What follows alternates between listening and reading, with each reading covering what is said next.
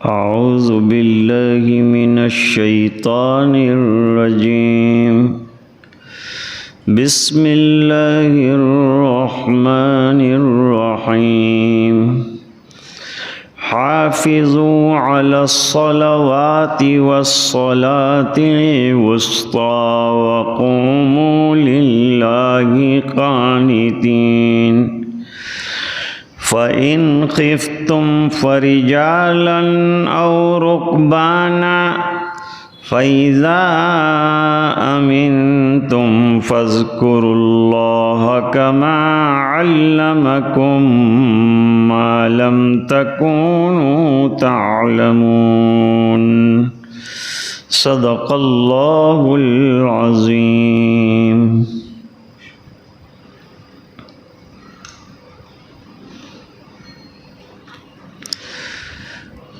गुज़श्ता जो तफ़सीर हुई थी उसमें हुकूकुल इबाद का तज़किरा था।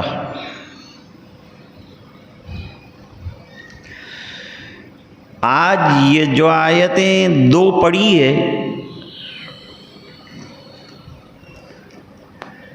इनके बाद भी हुकूकुल इबाद का तज़किरा है। दोनों तरफ हुकूकुल इबाद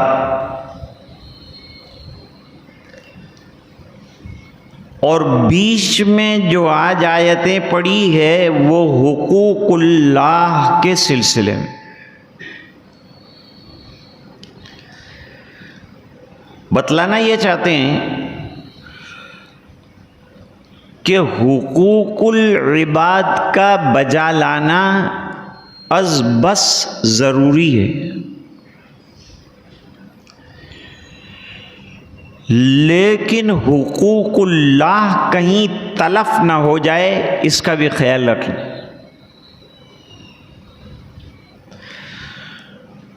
और हुकूकुल्लाह में बड़ा हक नमाज का है। नमाज जामे और बड़ी इबादत है, लिहाजा उसका बड़ा ख्याल रखा जाए।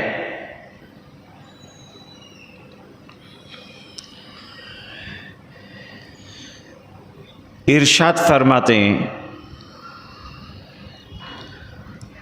हाफिजू अलस सलावात। सलावात जमा है, तमाम नमाजों की मुहाफ़ज़त करो, अदा करो।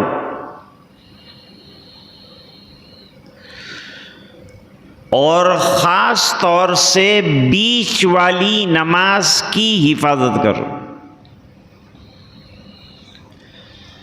बीच वाली नमाज कौन सी है? ज़्यादातर मुफस्सिरीन कहते हैं असर की नमाज।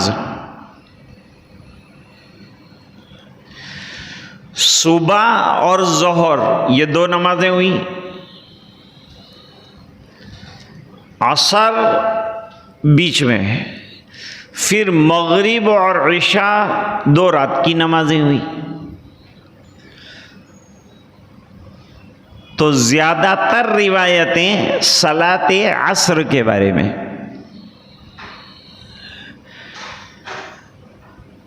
ये मरफू रिवायत है।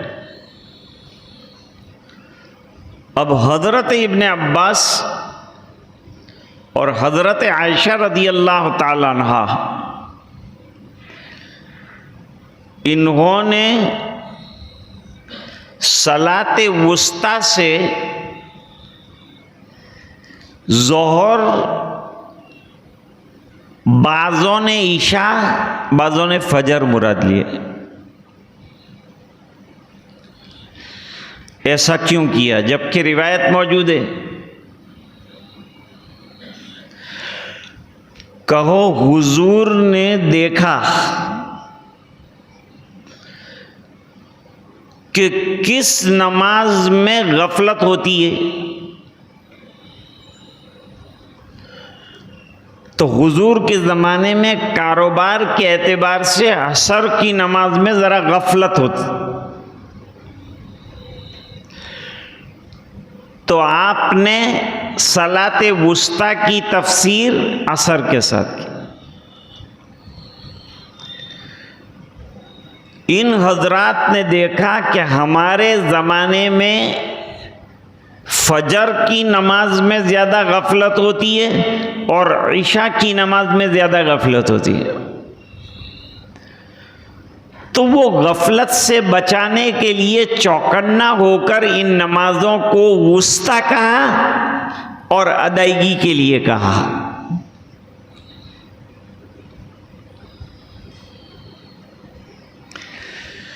दो नमाजें उधर, दो नमाजें इधर और बीच में असर, कुल 5 नमाजों का तस्करा हो गया।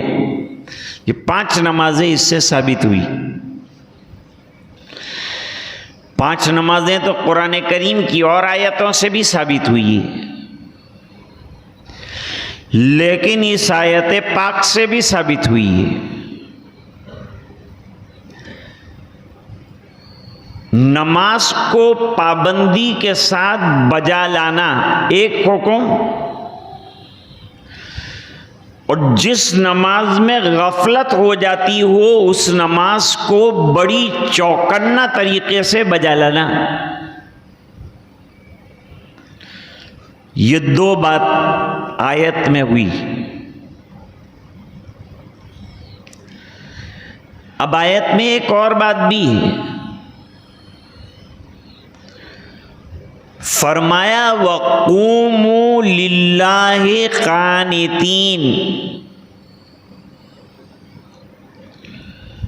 और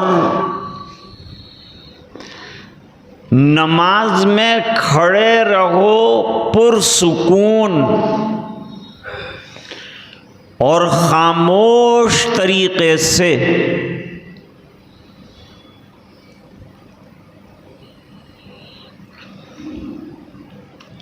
अब एक ज़ाब्ता समझिए, नमाज हरकत से सुकून की तरफ चलिए।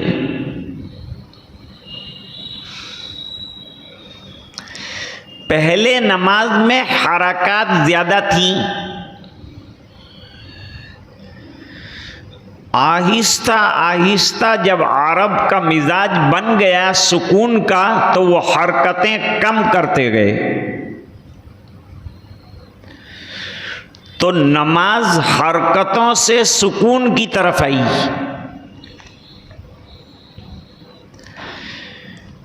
पहले नमाज में हल्की गुफ्तगू जायज़ थी, जैसे छींक आई तो अल्हम्दुलिल्लाह कह लेना नमाज में, और किसी के सलाम का जवाब दे देना। इस हद तक गुफ्तगू जायज़ थी।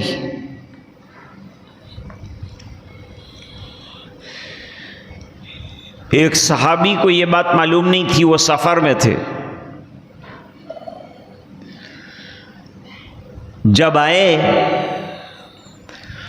तो उन्होंने, हुजूर नमाज में थे और सलाम किया, हुजूर ने जवाब नहीं दिया। तो इनको ये फिक्र हो गई कि कहीं सरकार नाराज तो नहीं है।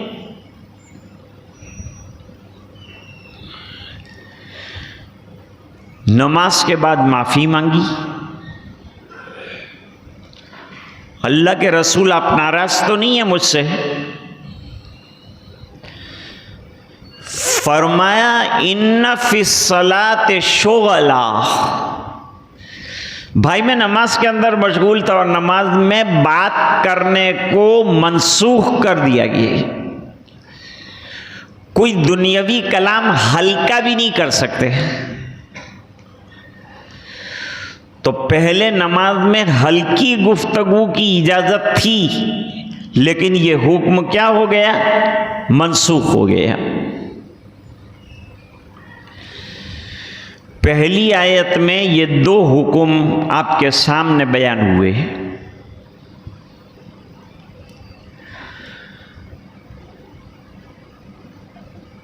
अब बहालत खौफ,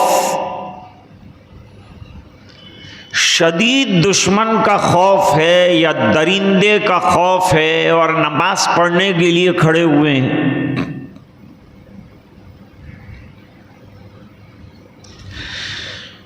तो क्या करें?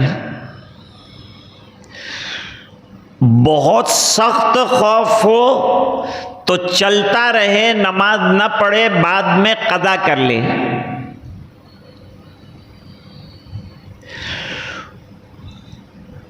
जंगे खंदक के मौके पर हुजूर पाक सल्लल्लाहु अलैहि वसल्लम की कुछ नमाजें कदा हो गई। शदीद हमला था, नमाज नहीं पढ़ सके, तो बाद में कदा फरमाई तरतीब के साथ। अगर हल्के दर्जे का खौफ हो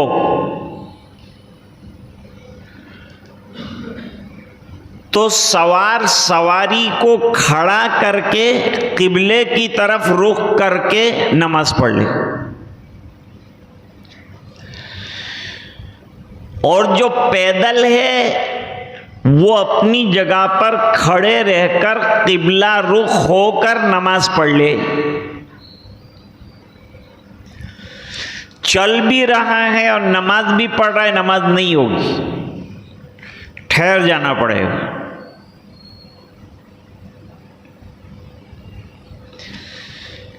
ये एक मसला समझ में आया। अब दूसरा मसला समझो। दूसरा मसला यह है कि जब दुश्मन का खौफ खत्म हो गया, हमले का खौफ खत्म हो गया और हालात पुरसुकून हो गए, तो जिस तरह से हम अभी नमाज पढ़ते हैं इस तरह से बितरतीब इत्मीनान के साथ नमाज पढ़ेंगे, बैक टू नॉर्मल हो जाएगी।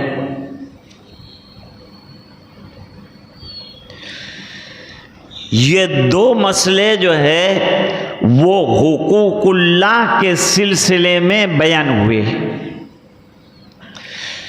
मैं ठहर ठहर कर इसलिए बोलता हूं कि माँ बहनें भी समझें और आप हजरात को भी समझ आए। फिर अब हुकूकुल इबाद का बयान शुरू हो गया।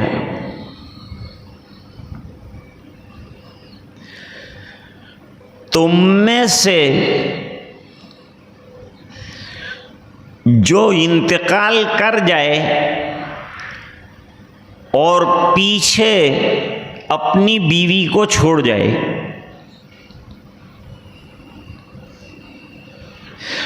तो अपनी बीवियों के लिए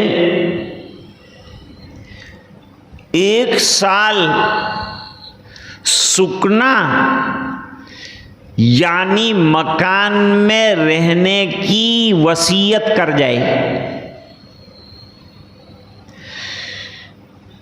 यानी घर वालों को कह जाए कि मेरी बीवी को 1 साल के लिए घर में रहने देना, ये वसीयत करके जाए। इसकी वजह यह है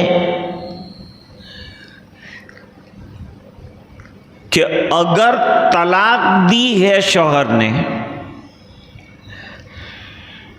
तो मुतद्दे तलाक है। मुतद्दे तलाक को शौहर की तरफ से नफका भी मिलेगा यानी खर्चा, और सुकना भी मिलेगा, क्योंकि वो अभी इद्दत गुजार रही है तो शौहर के अंडर में है। लेकिन मुतद्दे वफात का मसला अलग है। शौहर दुनिया से चला गया तो अब खर्चा कहां से देंगे? शौहर होता तो खर्चा देता, शौहर नहीं रहा तो खर्चा कहां से लाएंगे?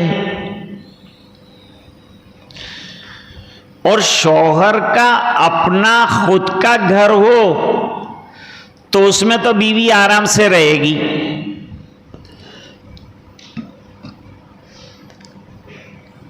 क्योंकि मसला यह है कि जहां बीवी शौहर के साथ रह रही थी वहां शौहर का इंतकाल हो जाए तो बीवी को जहां तक मुमकिन हो वहीं अपनी इद्दते वफात गुजारनी है।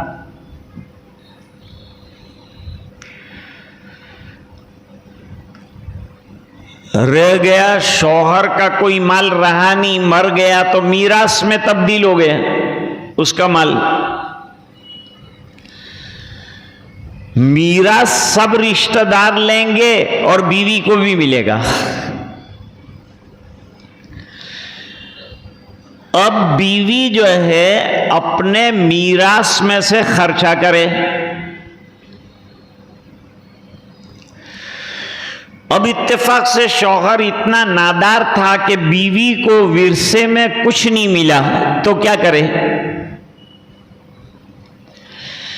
जवाब, अपने पास कोई पैसा हो तो वो खर्च करे।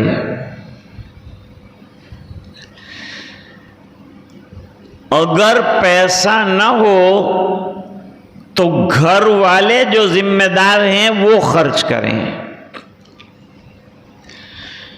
अगर वो भी नहीं खर्च कर सकते तो सालेह माशरे वाले मिलकर खर्चा चलाएं और उसको खर्चा दें। और अगर ये भी नहीं है तो औरत दिन को कमाने के लिए बाहर निकल सकती है, रात घर के अंदर गुजारे, ये भी गुंजाइश है। और अगर बैतुल माल का निजाम हो तो बैतुल माल वाले इस औरत को खर्चा दें।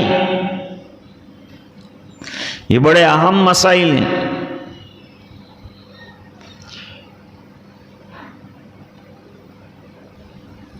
बीवी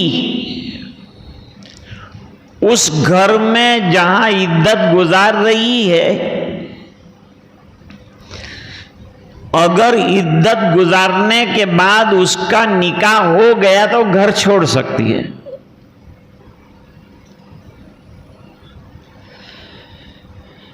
या ऐसे हालात आए कि वो घर है नहीं या वहां रहना उसके लिए मुमकिन नहीं है, इज्जत का मसला है,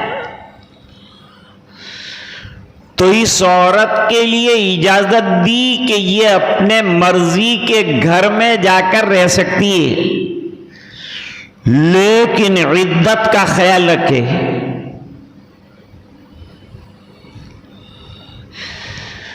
मुतवफ़ा अन्हा ज़ौजहा की इद्दत 4 महीने और 10 दिन है, 4 अशहुरिन व 10।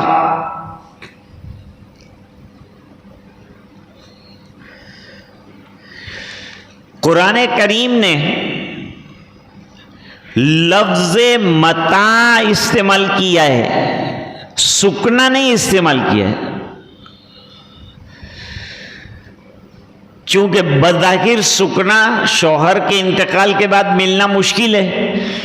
लेकिन अगर शौहर घर वालों को कह जाए कि मेरी बीवी को कम से कम 1 साल रहने की तुम्हारे घर में इजाजत दे दो ताकि वो अपनी इद्दत भी गुजार ले, और इद्दत गुजारने के बाद अगर वो चली जाना चाहती है तो उसको इख्तियार है।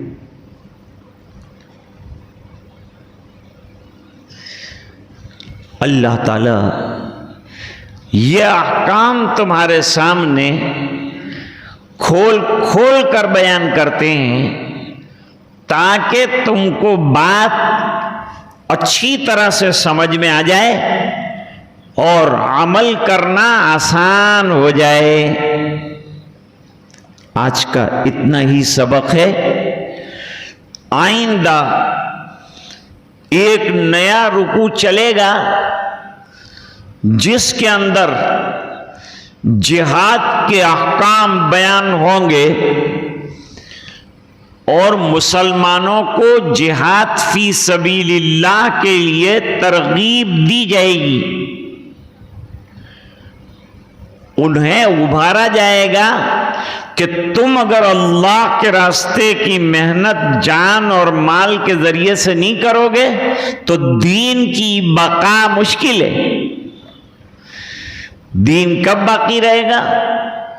जब दीन के लिए कुर्बानियां दी जाएगी, जब दीन के लिए जान और माल के जरिए से कुर्बानी दी जाएगी और दीन की दावत जिंदा रहेगी तो ये दीन भी जिंदा रहेगा।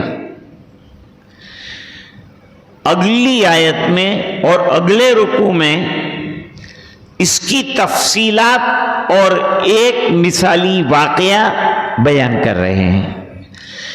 मैं समझता हूं कि माँ बहनों को और यहां बैठे हुए हजरात को जो एक एक करके मैंने मसला बतलाया है वो अच्छी तरह से समझ में आ गया होगा।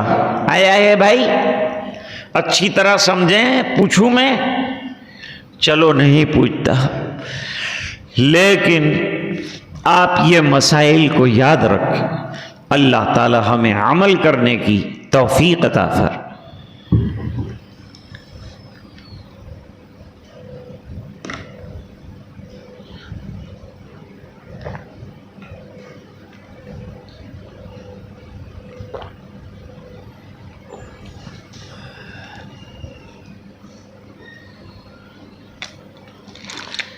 अब थोड़ी देर जिक्र कर लें। जिक्र एक नेमत है। आज इंसानों के पास दुनिया का नाम लेने का टाइम है, अल्लाह का नाम लेने का टाइम नहीं। ये बहुत मुबारक अय्याम चल रहे हैं। अल्लाह अकबर, अल्लाह अकबर, ला इलाहा इल्लल्लाह वल्लाहु अकबर, अल्लाहु अकबर वलिल्लाहिल हम्द। चलते फिरते पढ़ते रहिए जब तक जो है अय्यामे तशरीक पूरे ना हो जाए। तीसरे कलमे का विर्द रखिए। रोजाना 5 वक्ता नमाजों के साथ कुछ हिस्सा कुरान शरीफ की तिलावत कीजिए और जिसको तौफीक हो रोजे रखे। और अरफा के रोजे की बड़ी फजीलत है, लिहाजा हिम्मत हो तो अरफा यानी 9वीं जिलहज्जा को रोजा रखे। हुजूर ने फरमाया कि अरफा का रोजा 1 साल पहले के और 1 साल बाद के छोटे गुनाहों का कफारा बन जाता है। तो अगर हिम्मत हो तो वो भी रख लें। या औरात करते रहें। इशा की नमाज, फजर की नमाज बाजमात पढ़ने की कोशिश करें।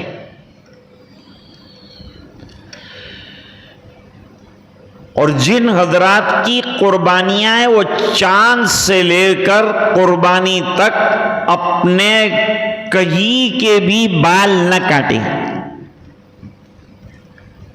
और कुर्बानी के बाद बाल काट सकते हैं। नाखून वगैरह भी न तराशें।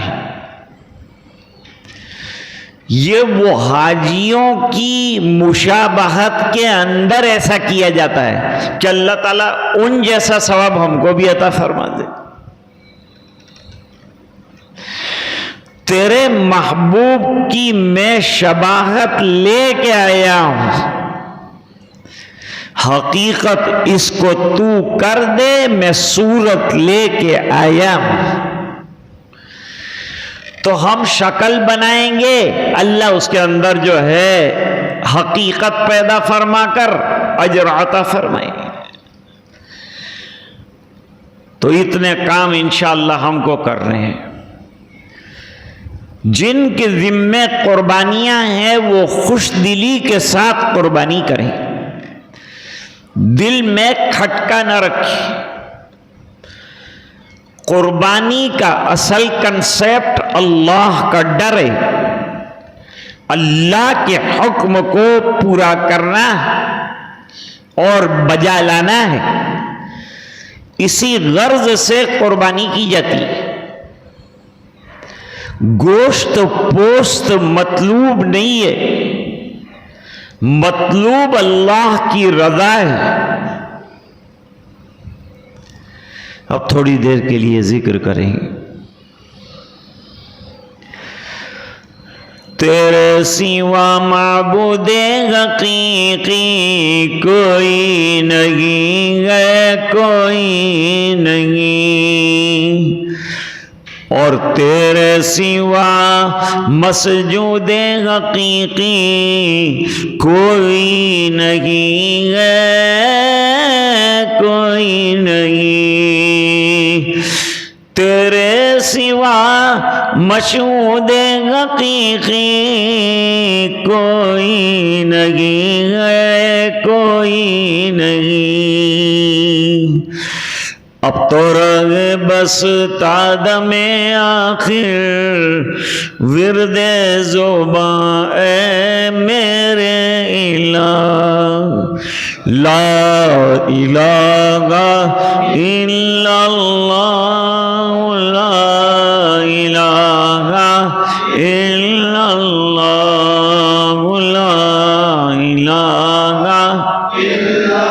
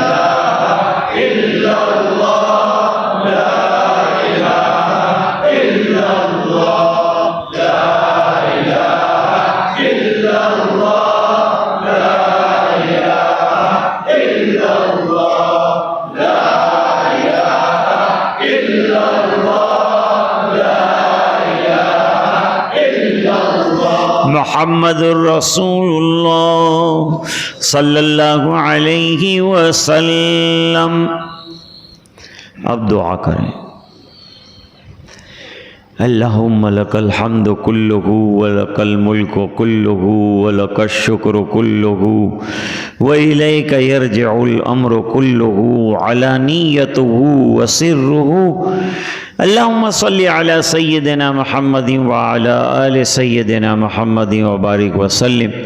आतिना फिद दुनिया हसना व फिल आखिरति हसनतन व क़िना अज़ाबन्नार वअदख़िलनल जन्नत मअल अबरार या अज़ीज़ या गफ़्फ़ार।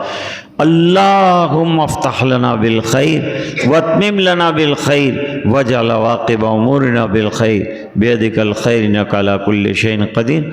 अल्लाहुम्मा अहसिन आक़िबतना फ़िल उमूरि कुल्लिहा वअजिरना मिन ख़िज़्यि दुनिया व अज़ाबिल आख़िरह। अल्लाहुम्मा ला तक़्तुलना बिग़ज़बिक व ला तुहलिकना बिअज़ाबिक व आफ़िना क़ब्ल ज़ालिक। अल्लाह हमारे गुनाहों को माफ़ फरमा, कोताहियों से दरगुज़र फरमा, अपना फ़ज़ल और करम शामिल हाल फरमा, रहम के और करम के फ़ैसले फरमा। इन मुबारक दिनों की और रातों की कदर नसीब फरमा, इबादात की तौफ़ीक़ अता फरमा, आमाल सालिहा की तौफ़ीक़ अता फरमा, बुराइयों से और गुनाहों से हिफाजत फरमा, अपनी रज़ाए दायमी अता फरमा।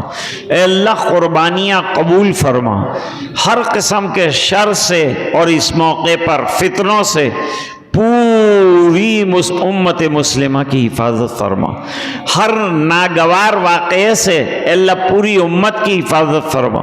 ए इलाहुल आलमीन अपनी रज़ाए दायमी अता फरमा, बीमारों को शिफा अता फरमा, परेशानों की परेशानियाँ दूर फरमा, जो उलझनों में गिरफ्तार हैं उनकी उलझनें दूर फरमा। ए अल्लाह पूरे मजमे की मग़फ़िरत फरमा, उम्मत के एक एक फ़र्द की मग़फ़िरत फरमा और ये दुआएँ अपने फ़ज़ल व करम से कबूल फरमा बिरहमतिका या अरहमर राहिमीन।